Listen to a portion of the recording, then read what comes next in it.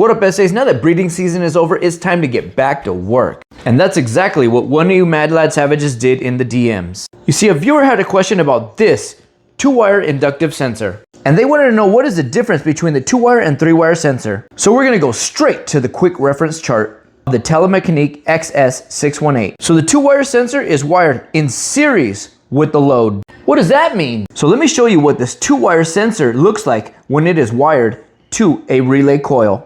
So right here we have a 120 volt source, and we have our typical hotline and neutral and ground.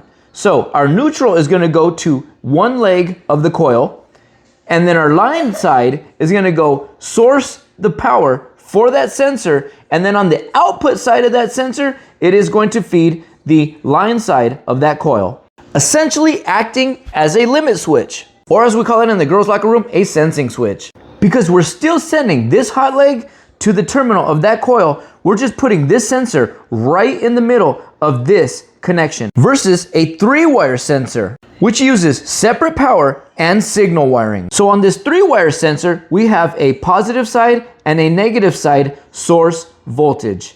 And then on this sensor, it uses a separate wire to feed the load. So the output of this sensor is going to output a positive signal, and that's going to go into your PLC, but that same PLC has to use the negative wire to complete the circuit. And that is called PNP. You see, the Telemecanique sensor is not a PNP or NPN sensor. It uses a discrete signal output. It also has a voltage range of 24 to 240 volts AC or DC, and it has a capacity for switching on DC up to 200 milliamps and on AC up to 300 milliamps. If you go above that milliamp current, you're going to short out the sensor. So I definitely wouldn't use that sensor to try to start this motor coil or this contactor. I would definitely just use it to try to start a small ice cube relay. And since this is an inductive sensor, it only senses metal versus a capacitive sensor, which can sense multiple materials. And this sensor from the object has a sensing range of nearly 1 inch or 25 millimeters. So you definitely want to have it pretty close to that metal object. So now let's take a quick look at the IFM IF5930 inductive. And that would be this little guy right here. This IFM sensor is a PNP, positive, negative, positive, and it is a normally open state. It has an M12 thread size versus the Telemecanique, which is an M18, and the operating voltage is 10 to 30 volts DC only.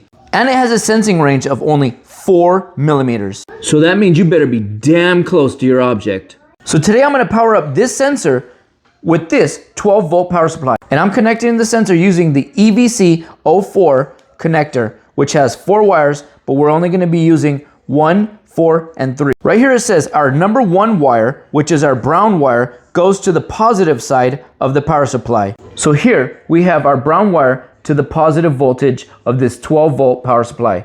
And it says to connect the number 3 wire, which is your blue wire, to the negative side. And here we have our blue wire connected to the negative side. And here it says our black wire is our switch leg, and that's going to go to the load, positive side of the load. So I have my black wire connected to the positive terminal of my multimeter. And then I'll be using my other probe to the negative side of the terminal of the power supply. Then I'll position my sensor within sensing range. And then the voltage is 11.32 volt. I'm inputting a solid 12 volt signal, but I'm only getting less than an 11.5 volts back.